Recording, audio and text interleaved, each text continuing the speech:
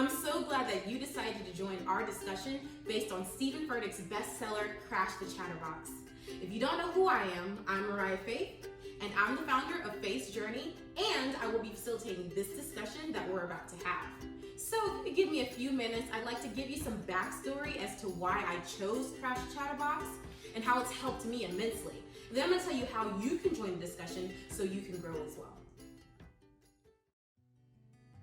So when I picked up this book, I was in desperate need of motivation. I had things that I needed to do, and I had zero desire to do them. Have you ever been in that place where you have so many things you need to do? The Lord has instructed you to do this or to do that or to pursue the ministry that He's called on your life, and you just don't have the desire to do it. You want to obey, but there's just nothing that's giving you that oomph to go about doing it. That's where I was, and I had been in that place for so long, I had started to become depressed over it.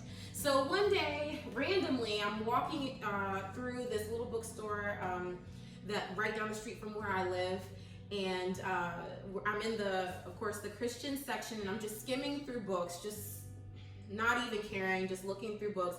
But in my mind, I'm just asking and pleading to the Lord, give me a book that will give me some motivation, that will inspire me. Just give me a book that will help me kickstart my life and what you've called me to do. So lo and behold, I came across Crash the Chatterbox by Steven Furtick. And I had heard about this book years ago, but I had no desire to read it only because of the book cover, which tells you don't judge a book by its cover. But the book on the cover had some teeth, and one of the tooths. One of them was chipped, and I didn't like it, so I was like, I don't think that's for me. And now I'm kicking myself in the pants because when I read the first page, I immediately knew that this book was going to change my life. It spoke to exactly what I needed to hear.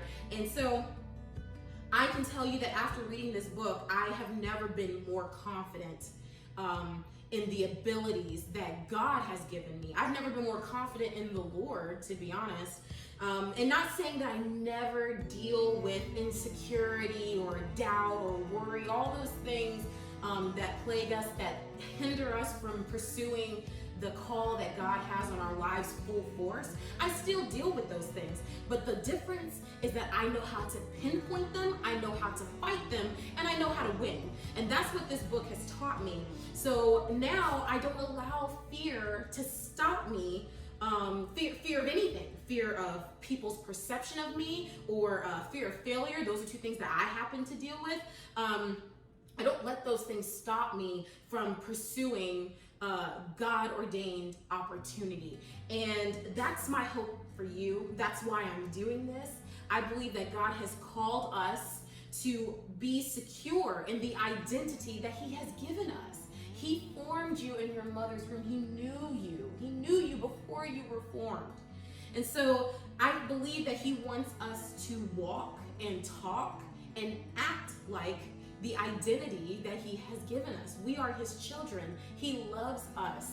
And I know that I want my child to walk and talk and act like he is loved, that he can do anything because he can. You can do anything that God has called you to do. And this book has helped me understand that and walk in it, have the confidence to walk in it. And I know that God wants us to listen to His voice above everything else. And I'm going to give you tools that Steven Furtick, through his book, has given me. And so a couple of things that honestly I came up with on my own, and would also like to present to you, hoping that maybe you want to try them out.